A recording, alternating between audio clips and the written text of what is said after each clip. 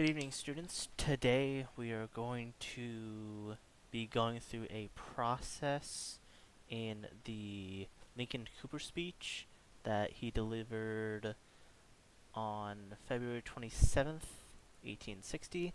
There are going to be a couple of excerpts from this speech that we will be going through. The purpose of this is I want you to look at the text, analyze the text, and then be able to translate the text so you fully understand what is being said in here. So, starting off with the first star. So, Lincoln said, "You charge that we stir up insurrectionists among your slaves. We deny it. And what is your proof? Harper's Ferry, John Brown. John Brown was no Republican, and you have failed to implicate a single Republican in Harper Ferry's enterprise. If any member of our party is guilty in that matter, you know it or you do not know it. So if you do know it, you are inexcusable for not designating the man and proving the fact. If you do not know it, you are inexcusable for asserting it, and especially for persisting in the assertion after you have tried and failed to make the proof. You need to be told that persisting in a charge which one does not know to be true is simply malicious slander."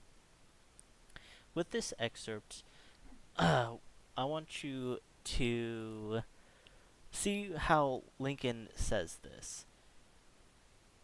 He brings up the Southerners' stance that it is the Republicans stirring up insurrection because of Harper Ferry and John Brown. Lincoln is countering that with saying that John Brown was not a Republican, and they are either lying with malicious slander, or they have proof but they will not share it. So, with this information on the subject of Harper's Ferry, is Lincoln's stance conjecture? Is he providing good information to support his stance and what he is saying?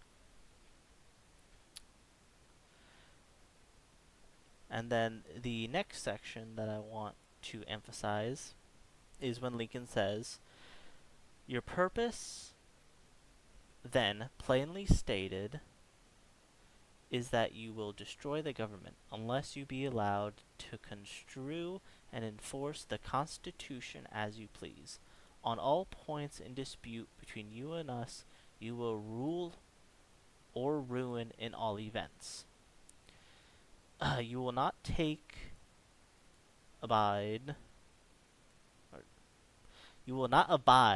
the election of a Republican president. In the supposed event, you say you will destroy the Union, and then you say the great crime of having destroyed it will be upon us. That is cool. A highwayman holds a pistol to my ear and mutters through his teeth, 'Stand and deliver, or I shall kill you, and then you will be a murderer.'" So, with this section, I want to connect the 2 points. The Southerners' stance on they get what they want, or they will bring ruin upon the Union. Lincoln is countering and explaining their thinking with the hypothetical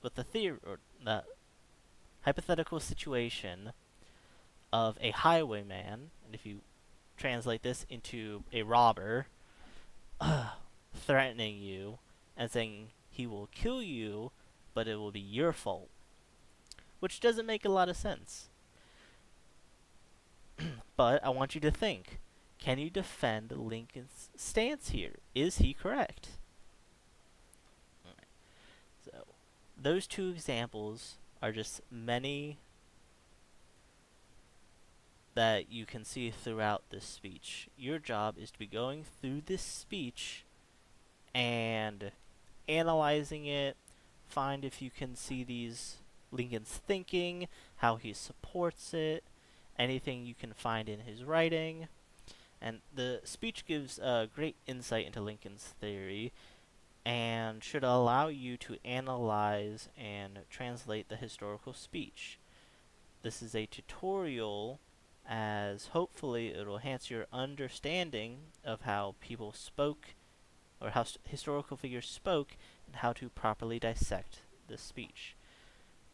You should start now. Any questions, I will be around to help.